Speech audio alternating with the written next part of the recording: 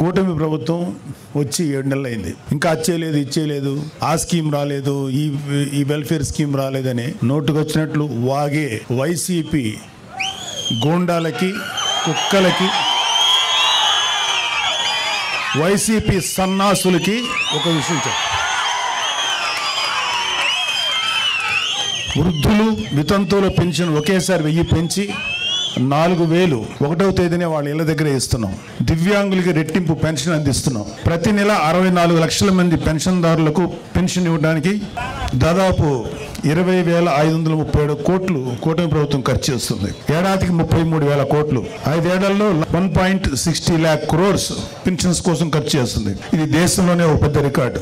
గత జగన్ ప్రభుత్వం మొదటి 4 నెలల్లో పెన్షన్ 250 రూపాయలు పెంచడం తప్ప మరి ఏ ఇతర నవరత్న హామీలను కూడా అమలు చేయలేదు. గుర్తుపెట్టుకోండి. రాజధాని అమరావతికి 15,000 కోట్లు, పోలవరానికి 12,000 కోట్లు కేంద్రం నుంచి నిధులు సంపాదించుకున్నాం. దీపం పథకం ద్వారా 80 లక్షల మంది లబ్ధిదారులకి ఏడాదికి 3 వంట గ్యాస్ సిలిండర్లు అందిస్తున్నాం. రాష్ట్ర వ్యాప్తంగా గుంటలు పడ్డ రోడ్లు 361 కోట్లతో మరామతులు ప్రారంభించాం. డోలీ రహిత మన్యం కార్యక్రమంలో భాగంగా గిరిజన గ్రామాలకు రోడ్ల సదుపాయం కల్పిస్తున్నారు. గిరిజన ప్రాంతాల్లో అత్యవసర వైద్యం కోసం ఫీడర్ అంబులెన్స్లు ఏర్పాటు చేశారు. మెగా డిఎస్సి ద్వారా యువతకి 16,347 ఉపాధ్యాయ నియామకాలు, 6,100 పోలీసు ఉద్యోగాల నియామకాలకి చర్యలు చేపట్టారు. ఉచిత ఇసుక సరఫరా వల్ల పేదల మీద ఆర్థిక భారం పడకుండా చూశారు. చెత్త పన్ను, ల్యాండ్ టైటిలింగ్ యాక్ట్ రద్దు చేశారు. మత్స్యకారుల ఉపాధిని దెబ్బతీసి 217, 144 జీవోలు రద్దు చేశాం. దాదాపు 20 ప్రముఖ కంపెనీలు 6,33,568 కోట్లు పెట్టుబడులు పెట్టేందుకు ముందుకు వచ్చాయి. తద్వారా 4 లక్షల ఉద్యోగాలు రానున్నాయి. 48 గంటల్లో ధాన్యం కొనుగోళ్లు సొమ్ము రైతు ఖాతాలో జమ చేస్తున్నారు. విత్తనాలు, ఎరువులపై రాయితీలు అందజేస్తున్నాం. 4,500 కోట్లతో 13,000 పంచాయతీల్లో 30,000 పనులకు శ్రీకారం చుట్టారు.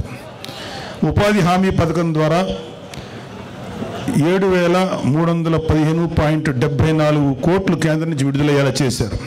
విశాఖ రైల్వే జోన్కు 52 ఎకరాలు పూర్తి హక్కులతో కేటాయించారు. విశాఖ ఉక్కు పరిరక్షణకు చర్యలు తీసుకుంది. ఫ్యాక్టరీ పునరుజ్జీవానికి కేంద్రం నుంచి 11,440 కోట్లు కేటాయింపులు జరిగాయి. విశాఖలో టీసీఎస్ డేటా సెంటర్ ద్వారా 10,000 ఉద్యోగాలు రాబోతున్నాయి. గంజాయి డ్రగ్స్పై ఉక్కుపాదం 5 మంత్రులతో కమిటీ ఏర్పాటు చేశారు. నియంత్రణకి ఈగల్ టీం ఏర్పాటైంది. డ్వాక్రా మహిళలకు వడ్డీ లేని రుణాలు 5 లక్షల నుంచి 10 లక్షలు పెంచారు. విపత్తు సాయం కింద హెక్టార్కు 10,000 నుంచి 2,000కు పెంచారు. కర్నూలులో హైకోర్టు బెంచ్ స్థాపనకు అసెంబ్లీ తీర్మానం చేసింది. లాస్ట్ నేను రాయలసీమకి ఎలక్షన్ క్యాంపెయిన్కి ఓన్లీ తిరుపతి వరకే వచ్చాను, ఒకసారి కలిగిరి దాకా వచ్చాను. ఆ తర్వాత రావడానికి నాకు అవకాశం దొరక్క నేను పవన్ కళ్యాణ్ గారి పిఠాపురం నియోజకవర్గంలో పనిచేయాల్సి వచ్చింది. అయితే చాలామంది ఇక్కడ చెప్పారు ఏంటంటే పెద్దిరెడ్డికి మేము చాలా భయపడతారండి మనోళ్ళందరూ, చాలామంది కొంచెం మీరు జాగ్రత్త అని. పెద్దిరెడ్డి కదయా వాళ్ళ నాయకుడు జగన్మోహన్ రెడ్డి కదయా వాళ్ళ నాన్న రాజశేఖర రెడ్డిగా భయపడలేదు, ఇతనంత అని చెప్పి న్యాయంగా ధర్మంగా ముందుకెళ్ళేటువంటి గొప్ప నాయకుడు పవన్ కళ్యాణ్ గారి నాయకత్వంలో పనిచేస్తున్న మాకు పెద్దిరెడ్డి కాదు కదా, ఏ సుబ్బారెడ్డి పిచ్చిరెడ్డి కూడా మాకేమో లెక్కలేదు, డోంట్ కేర్. సో ముందు పెద్దిరెడ్డి అక్రమాల గురించి ఇక్కడంతా స్టేజ్ మీద ఉన్న చాలామంది ఉన్నారు మా జన సైనికులు, వీర మహిళలందరూ. అలాగే ఇక్కడున్న ఏ రాయి రప్ప చెట్టు పుట్టం కదిలించినా సరే ఈ పెద్దిరెడ్డి అక్రమాలు ఎన్ని దారుణాలు చేశారు ప్రతి ఒక్కళ్ళు చెప్తారు. లాస్ట్ టైం వచ్చినప్పుడు కూడా చెప్పారు, అయినా ఒకసారి మీకు గుర్తు చేయదు. అన్నీ ఉన్నాయి, అన్ని లిస్ట్ ఉన్నాయి. రాయలసీమ మొత్తం మీద దాదాపు 23 ఎకరాల భూమిని దోచుకున్నాడు ఈ పెద్దిరెడ్డి. ఆయన దోచుకున్న భూముల రికార్డులు లేకుండా తన అనుచరులతో మదనపల్లి తహసీల్దార్ కార్యాలయంలో ఫైల్స్ దగ్ధం చేయించాడు. తగలబడిన ఫైల్స్ చాలా వరకు 22A కింద ఉన్న ప్రభుత్వ భూములకు సంబంధించిన డాక్యుమెంట్లు ఉందని సిఐడి అధికారులే నిర్ధారించారు. పుంగనూరు పాడి రైతులు నిలువున దోపిడీ చేస్తున్నారు. లీటర్ పాలకి కేవలం 20 రూపాయలు ఆయనే నిర్ధారించి తన సొంత డైరీకి పాలు తరలించాలని పాడి రైతుల్ని బెదిరిస్తున్నారు. ఇప్పుడు కాదులే, ఒకప్పుడు మొన్న ఎలక్షన్స్ వరకు. అలాగే మైనింగ్ మాఫియా తయారు చేసి నిబంధనలకు అనుగుణంగా మైనింగ్ చేసేవాళ్ళని, న్యాయంగా ధర్మంగా మైనింగ్ చేసేవాళ్ళని బెదిరించి వారి వ్యాపారాలు దోచుకున్నారు. పుంగనూరు, మదనపల్లి, తొంబడపల్లి కేంద్రంగా అక్రమ క్వారీలు, ఇసుక, గ్రావెల్ మాఫియా నడుపుతున్నారు. తిరుపతి మఠం భూములను ఆక్రమించుకున్నాడు. వడమాలపేటలో మండలంలో గుజరాతీ వ్యాపారిని అతని కుటుంబ సభ్యులు బెదిరించి ఆస్తులు రాయించుకున్నారు. తిరుపతి నగరంలో చెరువులు ఆక్రమించారు. మద్యం అక్రమ దందా మొత్తం పెద్దిరెడ్డి రామచంద్రారెడ్డి కనుసన్నల్లోనే నడిచింది. మద్యం క్వాలిటీ లేదన్న ఒక దళితుడిని నెక్స్ట్ డే చంపించారు. ఈ మద్యం ఏంటో ఇంత దరిద్రంగా ఉంది, మూత్రంలో ఉంది అన్నందుకు నెక్స్ట్ డే చంపేశారండి. ఆయన కమిషన్ల కోసం, ఆయన కాంట్రాక్టుల కోసం ఆవులపల్లి రిజర్వాయర్ నిర్మాణాన్ని చేపట్టారు. దీనివల్ల 100 కోట్లు నేషనల్ గ్రీన్ ట్రిబ్యునల్కి పెనాల్టీ చెల్లించారు. పొంగనూరు నియోజకవర్గం పులిచెర్ల మండలం మంగళంపేటలో విలాసవంతమైన భవనం కోసం 70 ఎకరాల పైగా ఆక్రమించుకున్నారు. అటవీ శాఖ భూములు ఆక్రమించి మార్కెట్ యార్డ్ నిధులతో రోడ్లు వేసుకున్నాడు. ఎర్రచందనం అక్రమ రవాణా కోసం అడవుల్లో రోడ్లు వేయించుకున్నారు.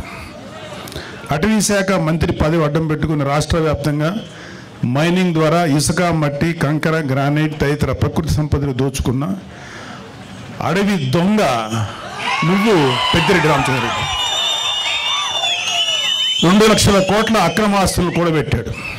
2 లక్షల కోట్లు లెక్క పెట్టాలంటే ఎంతసేపు పడుతుందో, ఎన్ని రూములు కావాలో అర్థం చేసుకోండి. ఆయన అక్రమాస్తుల విలువ మన రాష్ట్ర బడ్జెట్ 2 లక్షల కోట్లను దాటిపోయింది. సరే, అన్నిటికన్నా సిగ్గుపడాల్సిన విషయం ఏంటంటే ఈ పెద్దిరెడ్డి రామచంద్రారెడ్డి అనే వ్యక్తి దాదాపు 2 లక్షల పైగా ఓట్లు వేసి గెలిపిస్తే శాసనసభకు వచ్చి నీ ప్రజల తరఫున నీ గొంతు వినిపించడానికి ధైర్యం చాలా. నీకు ఎమ్మెల్యే పదవి ఎందుకు? అర్జెంటుగా రాజీనామా చేయాలని మేమందరం డిమాండ్ చేస్తున్నాం.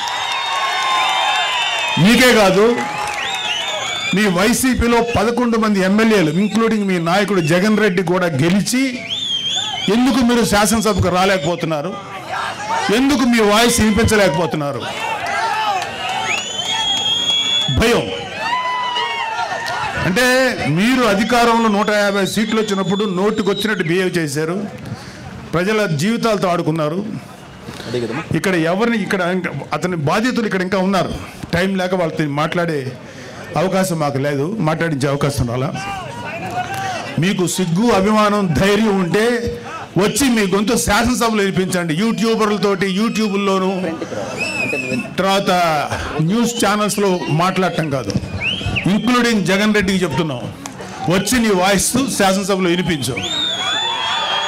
ఏమన్నా అంటే మాకు మైక్ ఇవ్వట్లేదు, మాకు మైక్ ఇవ్వలేదు. అరే మీరు వచ్చి మాట్లాడండి, ఆ మైక్ ఇస్తారు, అప్పుడుగా తెలుస్తుంది. అది రావడానికి, అది వచ్చి అసలు శాసనసభ చుట్టుపక్కల రావడానికి మీకు ధైర్యం సరిపోట్లా. మొత్తం అధపాతాలను పడిపోయారు కదా, అందుకని భయం. రండి, మీరు అధపాతాలో ఉన్నారు కదా, అక్కడి నుంచి మాట్లాడండి, కనీసం వినపడద్దు మాకు.